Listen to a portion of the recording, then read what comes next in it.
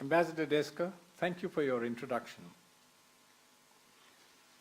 I feel honored at being asked to deliver the S. Rajaratnam School of International Studies Distinguished Public Lecture. I feel even more privileged to speak to such a distinguished audience.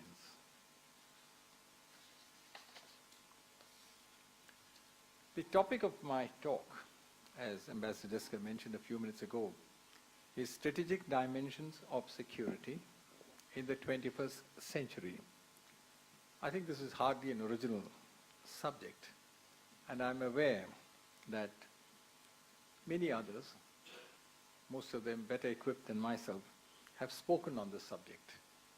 Yet, as you just now heard Ambassador Desker say, my entire career has been in the arena of national security, much of it in intelligence, and the last 6 years as Special Advisor and National Security Advisor. I thought this gives me some credentials to speak on a subject which is extremely important and keeps evolving all the time.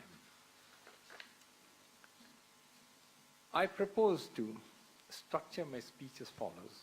I may not quite keep to the format all the time, but nevertheless. In the first part, I shall try and offer a perspective on current and future strategic trends. Next, I shall focus on specific threats and challenges likely to be confronted in the 21st century. In the concluding part, which perhaps will be more controversial, I shall try and highlight problems that nations and governments are likely to face in dealing with these increasingly complex challenges. On the first item, that is current and future strategic trends, much of what I say would be common knowledge. I think I'll be sort of going over well-known and sort of established ground. That is, that the 21st century has several distinct characteristics which set it apart from the previous 100 years. The latter half of the 20th century was dominated by, or at least for most of it, by two superpowers. But in the 21st century, I believe we are witnessing a shift in the global and regional balance of power. Many more centers of power are emerging or have emerged already, and we can already see a dilution of what can be called the superpower syndrome. Multipolarity has replaced polarity, or replaced unipolarity. Overt conflicts of the kind that occurred in the previous century are being replaced by many more covert and low-intensity conflicts. Another characteristic of the 21st century will be the degree of interconnectedness among nations and economies. The effects of globalization can already be seen in every sphere. Not only are major economic systems across the world linked to each other, but major economies are becoming dependent on such linkages for their growth and development. This will increase still further in the 21st century. Nation states will continue to be important, but their interactions will increasingly be embedded in a matrix of mutual interdependence. Yet, the 21st century is unlikely to see a reduction in any of the traditional security concerns that bedeviled the 20th century. What will change as far as security issues are concerned are the nature of the linkages and the interconnectedness. This will provide opportunities for various things. For instance, greater spread of radicalist and extremist ideologies. It would also see that the cross-pollination of terrorist techniques and methodologies that we also saw in the 21st century will increase still further and intensify. And third, that during this century, we will see an injection of new life into many of the low-intensity conflicts that we have seen in the past. Over and above this, as Ambassador Desker mentioned, the 21st century is bound to confront an entire range of new problems and challenges. These would involve the security of the global commons, as Ambassador Desker mentioned a few minutes ago, such as outer space and cyberspace. Economic crimes like money laundering, which fund terrorist crimes, which will increase exponentially. Problems such as energy, food, and information security, which will demand focused attention. Hence, I would like to say that the 21st century will witness what, for want of a better word, I would say, globalization of insecurity, and that to a degree that was hardly envisaged during the previous century. There's one aspect where I think which we did not face, or at least we only saw the beginnings of it in the 20th century. That is that the strategic equilibrium could be disturbed by a new phenomenon, the phenomenon of weak states. That is, those states that need external assistance even to maintain internal peace.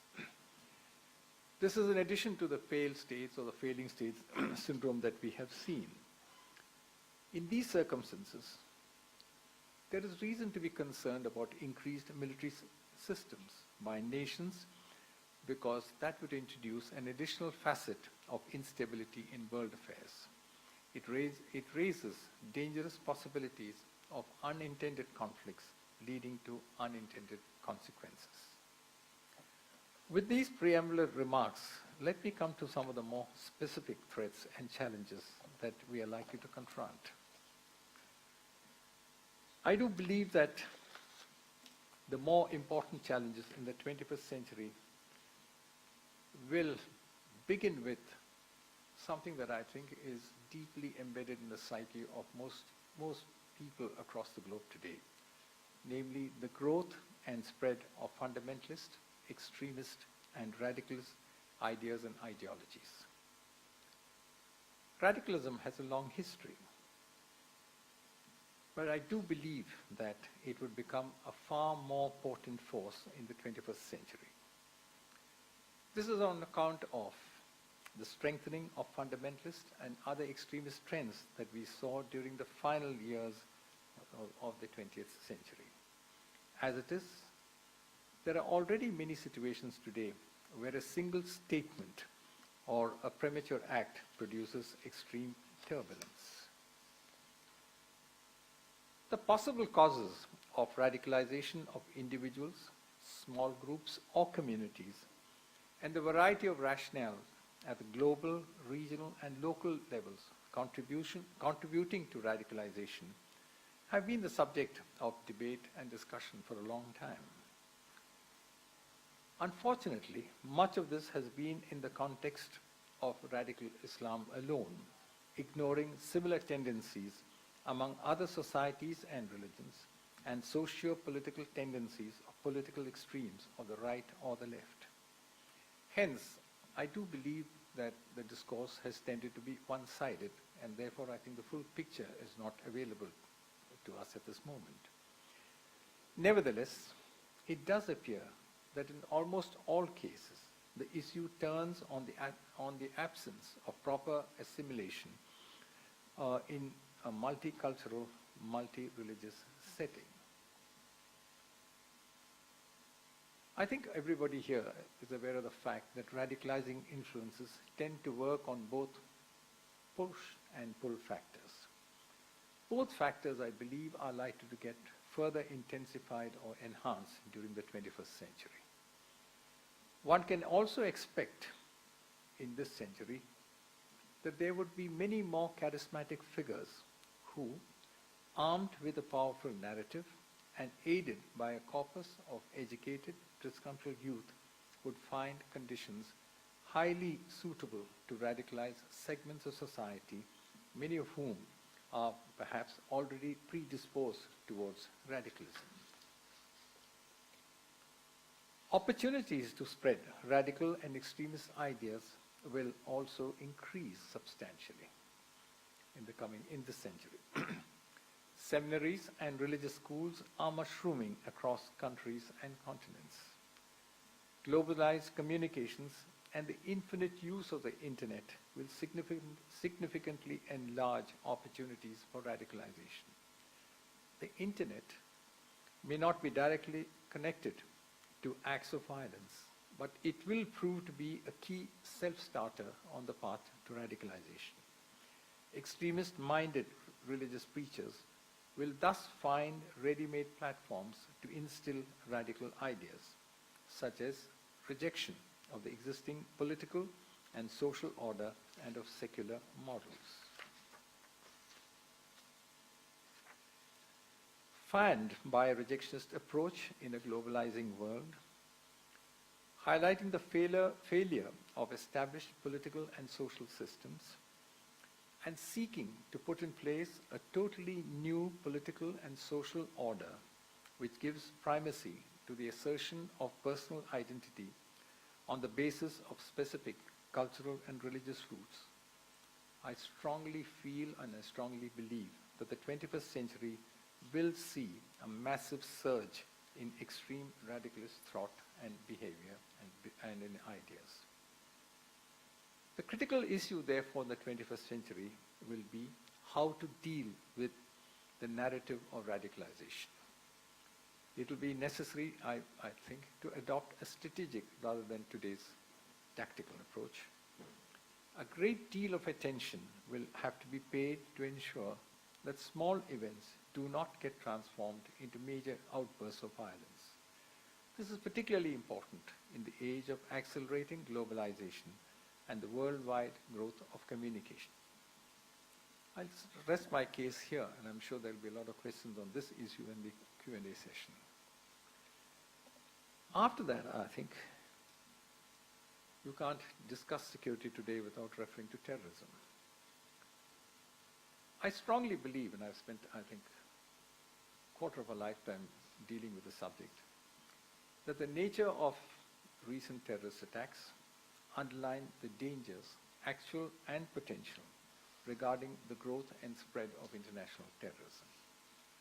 Reducing those threats and limiting society's vulnerability to them would be important priorities for nations in the 21st century.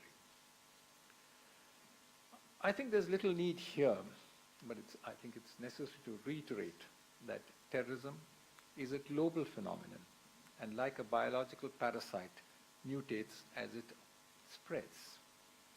We're all familiar with the fact that terrorism involves a combination of asymmetric warfare with the institutionalization of violence on an extensive scale.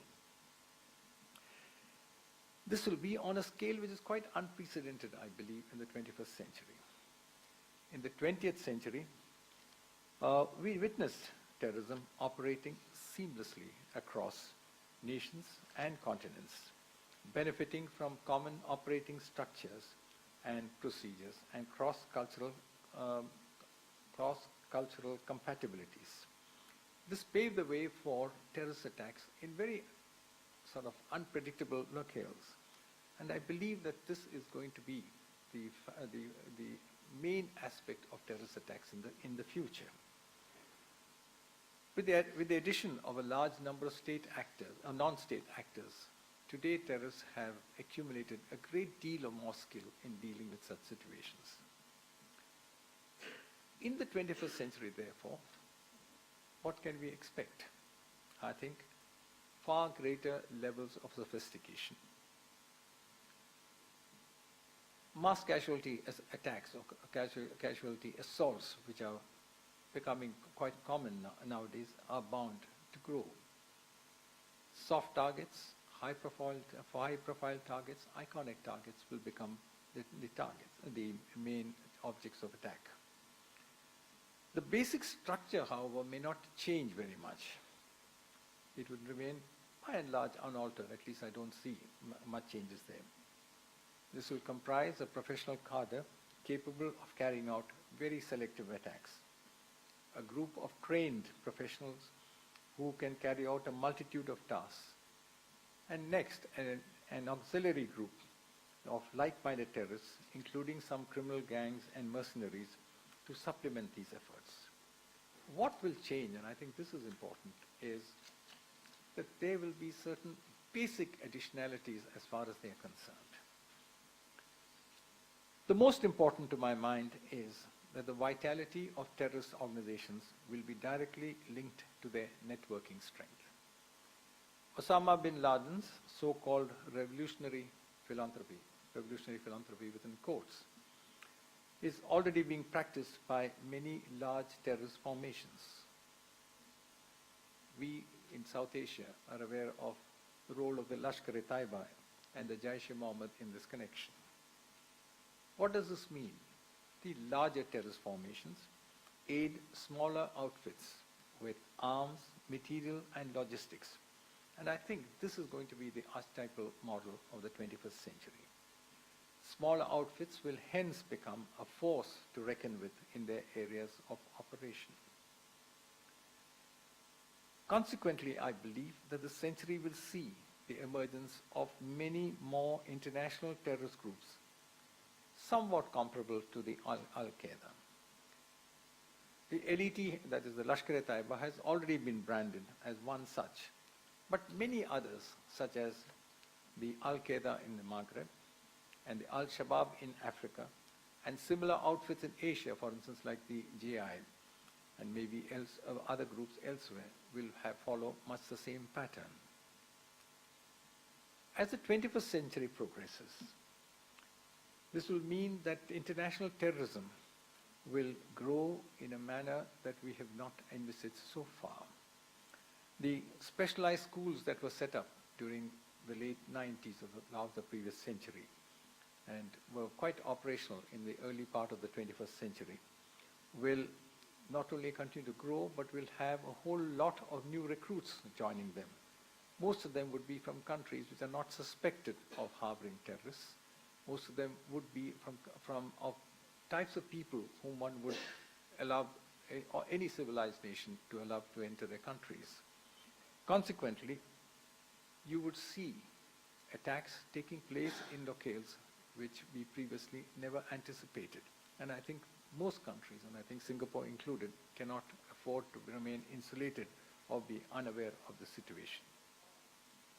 The other major change would be that the loss of physical sanctuaries, like for instance what is being attempted in Afghanistan, will no longer be an impediment for launching terrorist attacks. The terrorist ranks now have a large number of engineers, physicists, and scientists, and therefore virtual attacks and from virtual sanctuaries will be the new thrust area of terrorist actions. The third aspect is that technology upgradation will make a vast difference, and the lethal and destructive capabilities of terrorists are bound to increase.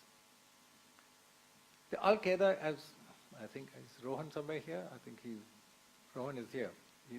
I think maybe I'm borrowing from him, or whether he borrowed from me, I'm not too sure, one way or the other. I think the Al-Qaeda is planning to have specialist or dedicated departments for technological acquisition and research. We are aware that the LET has something similar also, but I have no concrete proof of that as yet. There are also efforts now being made to increase the destructive power of existing explosives, moving away from the standard RDX and the PETN, and trying to find newer ones which are even more lethal. From the literature that we have seen, I think the terrorists are thinking now of rocket-propelled grenades, surface-to-air missiles, and I think to some extent they're also experimenting, or at least talking about, use of light aircraft for this purpose.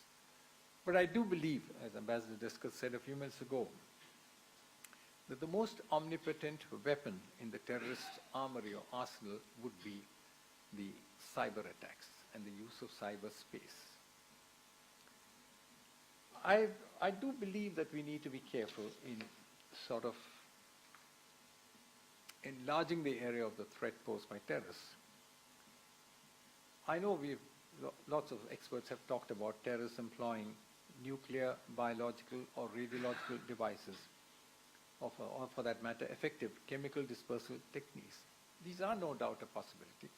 But as I said, having spent a large part of my life in this area, I don't find any real evidence that international terrorist groups are today planning any of this kind of attack. It could happen, of course. But I think unnecessarily parading existential fears of chemical, biological, or nuclear attacks would, apart from causing public alarm and perhaps even panic, even if you project them as future threats, may provide an impetus to terrorists to acquire unconventional means of attack.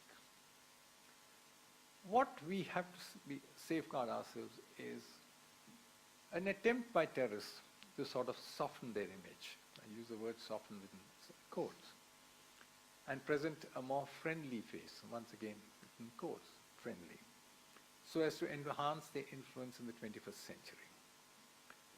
This is already taking place in some countries. We have seen this happen in Pakistan, for instance, where the Falah-e-Insaniyat Foundation, which comprises elite activists, are involved in humanitarian activities and has therefore become quite acceptable to large sections of the population.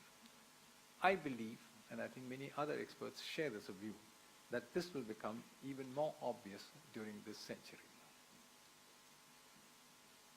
Moving away from terrorism, I would like to briefly touch on nuclear security issues, because I think this is going to be an important aspect during the 21st century. It's often said, of course, that the most significant aspect when talking of nuclear security is that 65 years after the first atomic device was detonated over Japan, the world has refrained from the use of a nuclear weapon in any subsequent conflict. Nevertheless, I think all of us share the view that nuclear weapon powers have not refrained from building and stockpiling more advanced nuclear weapons. More nations, including India, have joined the Nuclear Weapons Club. Quite a few others have the capability to build nuclear weapons, and there is hence reason to feel concerned that the current level of deterrence might not last forever. This view is shared by even those who are closely associated with the classical era of nuclear deterrence, such as Henry Kissinger, Sam Nunn, George Shultz, and Sam Nunn, and etc. I think all of them, I was present in Munich earlier this year, all of them have now doubts about the role of nuclear weapons in preventing major conflicts in the 21st century. So many of the initiatives that are being talked about are still, I think, very much in the air, and therefore we need to be careful about how we position ourselves with regard to nuclear security issues. I do believe that building strategic security in the 21st century would involve nations taking series of steps. First, delegitimizing nuclear weapons. Second, reducing nuclear weapon stockpiles. Third, de-alerting of nuclear weapons to prevent unintentional or accidental use of nuclear weapons. Fourth, securing all vulnerable material within a fixed time period. Fifth, improving security and accountability of nuclear weapons. And sixth, if it's ever possible, negotiating a nuclear weapons convention prohibiting the development, production, stockpiling, and use of nuclear weapons. This is at one level. I do believe that the key issue in the 21st century will not be this, but the threat of clandestine proliferation of weapons of mass destruction. Not all nations today are in possession, or that are in possession of nuclear weapons today, can be said to have a regulatory framework that takes care of security and related matters, such as effective locks, secure storage facilities, and other custodial issues. Control systems and devices suitable for the 20th century will prove highly inadequate in the extant circumstances that will prevail in the 21st century. Added to this is the growing instability in many parts of the globe and the specter of failed states, which heightens the possibility that nuclear weapons could fall into unauthorized hands. Even more, perhaps, the danger is that some of the states that have utilized clandestine procurement networks in the past to develop and strengthen their nuclear weapons program may revive these networks once again. Many of these networks have at best only been disrupted temporarily and are perhaps only dormant. Revival of these clandestine procurement networks, given the right incentives, should not prove too difficult. In addition, quite a few scientists and physicists involved in these clandestine procurement networks still remain part of the nuclear establishment and could be reactivated. There are also a similar group now within laboratories and scientific establishments who are imbued with radical and extremist leanings and would have few compunctions in sharing their information or knowledge based on the conviction that it is in the best interest of the cause they serve. Consequently, I think mechanisms such as global initiative to combat nuclear terrorism need to be further strengthened. They need to be given more powers and also authority to build capacities among law enforcement, industry, and technical personnel. But beware, there is a challenge before us. There is the growth in civilian nuclear energy requirements that is taking place. And one has to balance the global expansion of civilian nuclear energy with preventing proliferation, which will pose a very major challenge in the 21st century. Stringent regulations are called for to ensure that states abide by and fully implement the international non-proliferation obligations or commitments. After this, let me come to cyber, which Ambassador Desker mentioned as perhaps one of the most pervasive threats, new threats that the 21st century confronts. I believe most of us who are present here are aware of what Alvin and Heidi Toffler said many years ago, that in the information age, intangible knowledge, technological ideas, and computer software would become the new indices of power. That has become a reality today. The world is, however, beginning to recognize some of the pitfalls in the extensive use and the increasing over-reliance on technology. The reality today, and I underline that, the reality today is that complex, global-scale socio-technical systems are emerging. And as computers and communications become embedded everywhere, they pose an entirely new kind of challenge or threat. The internet has become the ubiquitous method of communication as people today use the internet for many things that they once used the telephone for, including aspects such as voice over internet protocols and so on. Hence, the warning that I would like to make here and now is that as cyberspace expands in the 21st century, so will our security concerns. As it is, in a small way, but I think this will expand very greatly in the future, IEDs, no, it's okay, I don't think this space.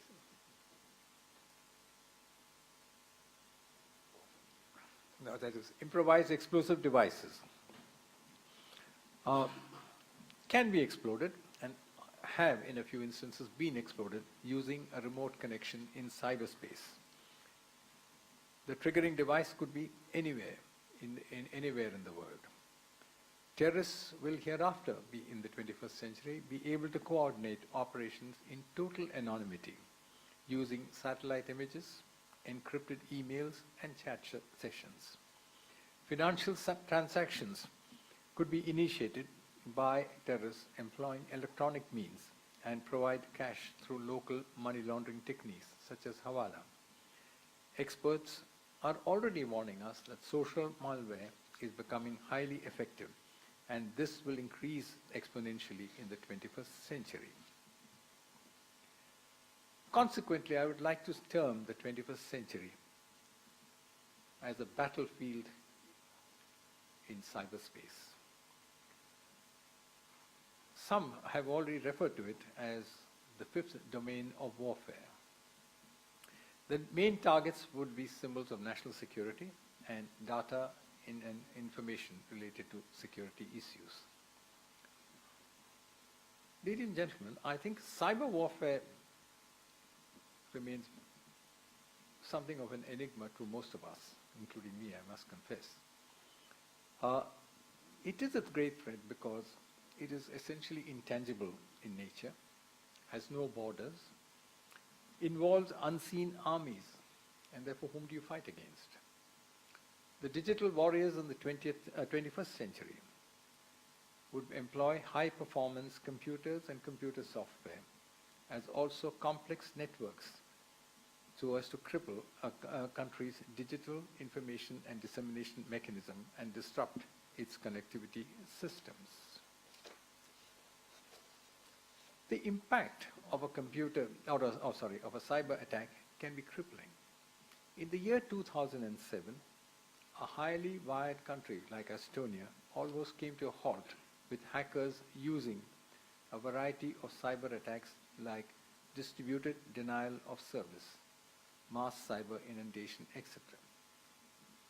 Closer home to India, the office of His Holiness the Dalai Lama was systematically attacked during 2007-2008.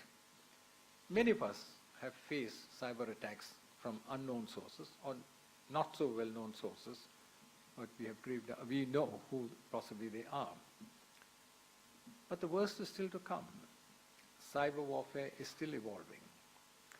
Technical knowledge needed to carry out cyber attacks is diminishing, and as a result, there is already an exceptional growth in the number of attacks on various targets.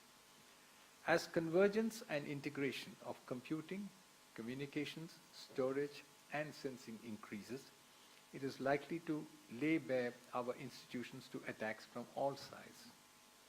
Unfortunately, hacking techniques such as reverse engineering, wetware, and tunnels are evolving, and hacker gangs are trading tools and techniques between countries. In a sense, we are almost naked in front of such attacks. As the 21st century progresses, states and governments will become far more involved than they are today in sort of exploiting cyber warfare. They will be able to use complex engineered systems, and if that happens, the threat will become far too serious to contemplate. States are in a position to create a framework of deniability, even if a cyber attack is traced back to a particular country. What this means in reality is that an act of war, within single quotes, act of war, will acquire a new meaning. Conceptually, there will be no such thing as peacetime in the 21st century. If erecting of defenses against an all-out cyber assault is not possible just now, I believe that nations should at least try to concentrate on protecting their critical national infrastructure and establish specific and separate bodies to ensure their protection.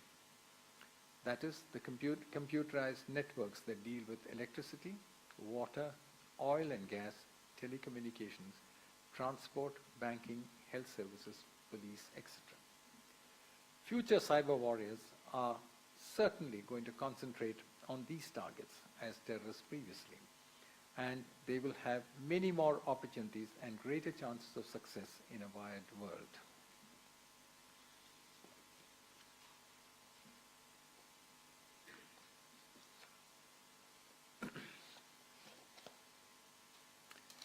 Let me now come to the, I think for want of a better phrase, I've said the security of the global commons.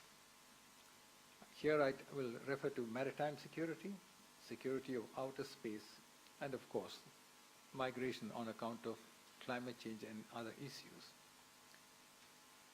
I do believe, particularly in the Asia-Pacific region, that maritime security has been a much neglected subject, and I think countries have not quite understood how seriously they could be affected by a total distortion of maritime security.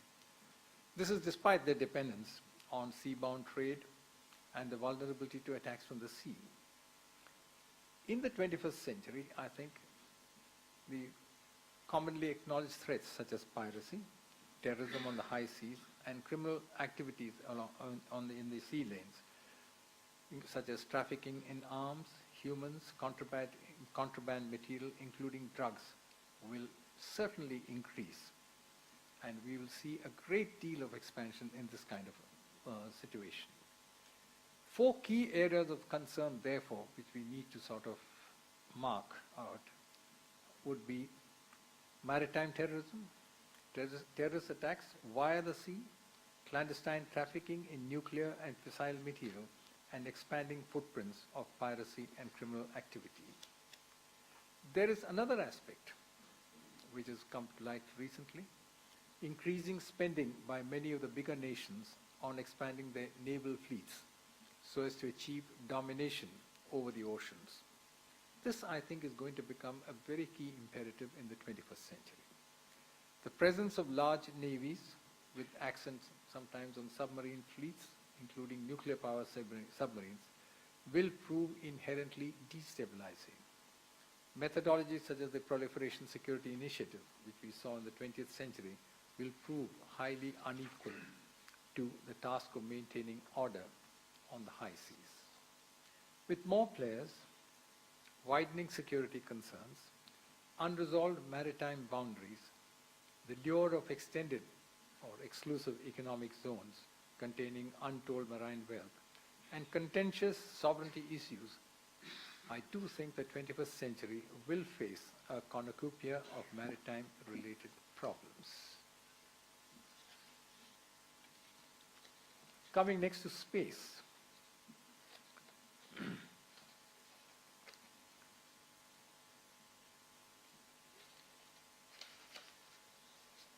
This is a very relatively new dimension, but I think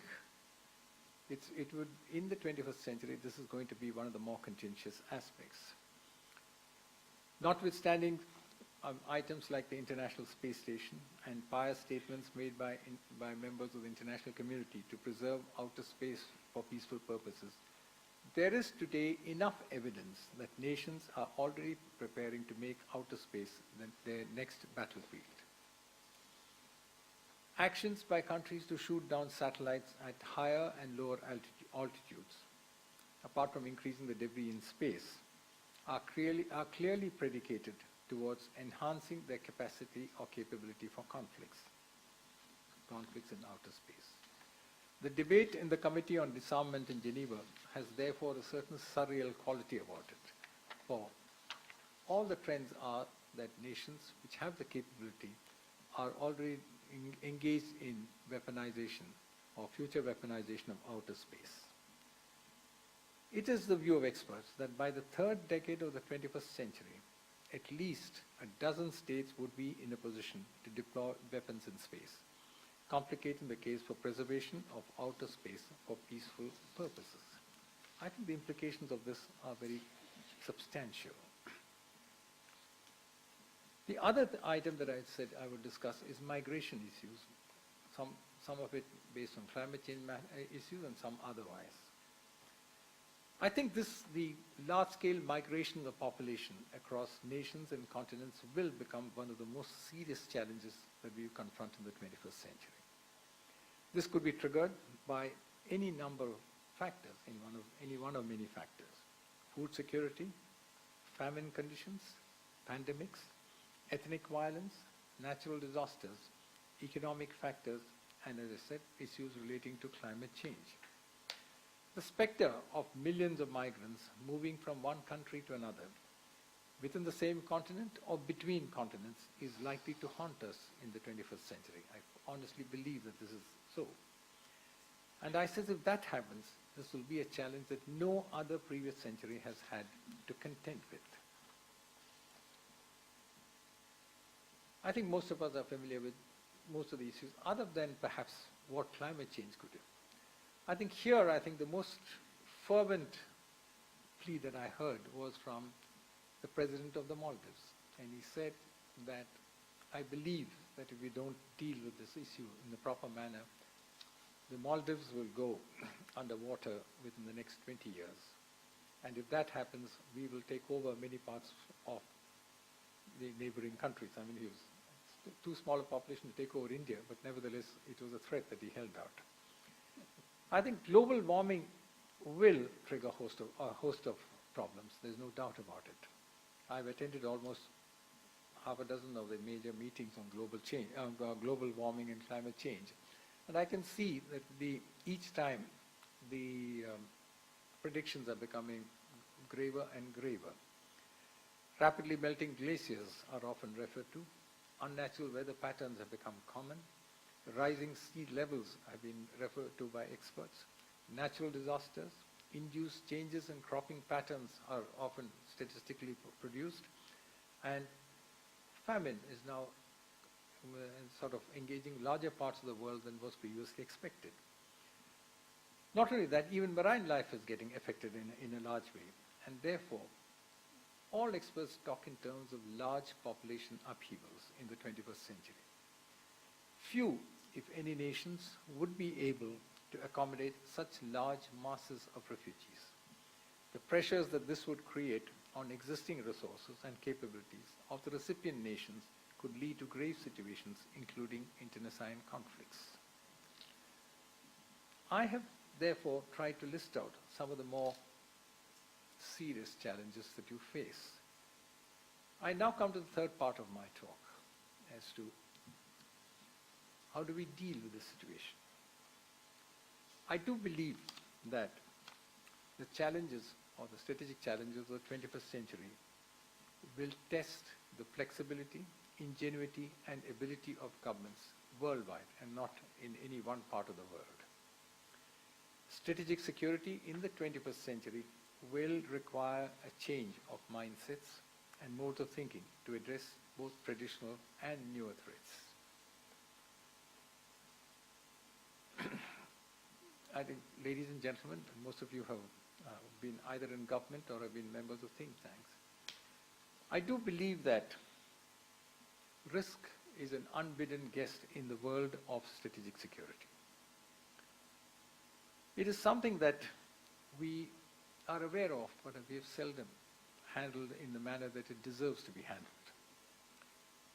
In the 21st century, there have been innumerable instances of this, but I do think that I think the problems are not as serious as they are today, this has tended to take a back seat.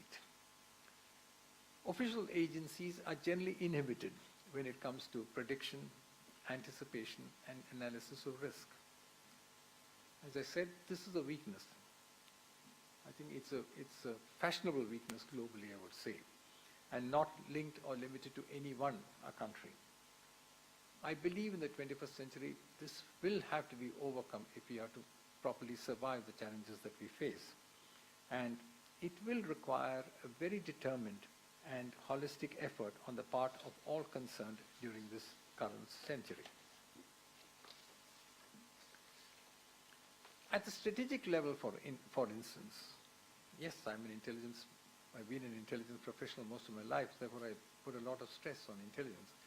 So at the strategic level, intelligence prediction will become even more crucially important than it has been during the 20th or earlier centuries. Estimating the likelihood and the possible risk of specific developments taking place just over the horizon of available knowledge is a difficult proposition at any time. Unless this capacity can be built and is built or created by states in the 21st century, the advantage would tilt decisively in favor of anti-establishment and anti-national forces. Intelligence prediction must hence become one of the important thrust areas in the 21st century.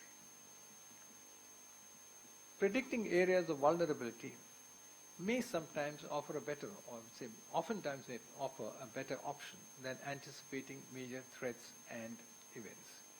In a world dictated by exception, asymmetry works to the detriment of states at the tactical level.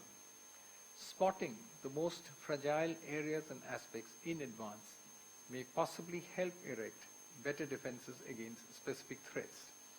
All states must give this their highest priority. Next, while diffusion of technology cannot be stopped, greater control over its linkages will need to be exercised.